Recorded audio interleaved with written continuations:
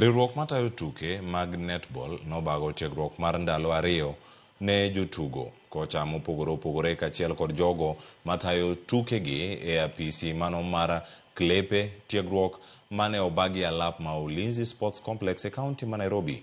Tiegruok no mane orumo odiochieng' manyoro noywayo ji maromo 120 kowuok e kauntis 30 ma pachoka. Tiegruok no mane otim kuom ndalo 2 ne oting'o mano mar puonjo lokruoge ma oseketi e riwruok matayo tukego e pinje duto, mano manyaka keti e tim kapok lig ma higa ni chakore ayanga. Lig modong' kata maduong' mano mag tuke netball biro chakore ayanga tarik 18 dwe ni.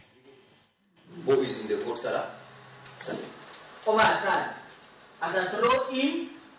of all, having the fundamentals of the game sink into the grassroots. Have secondary, primary schools play competitive netball. That's where the national team comes on.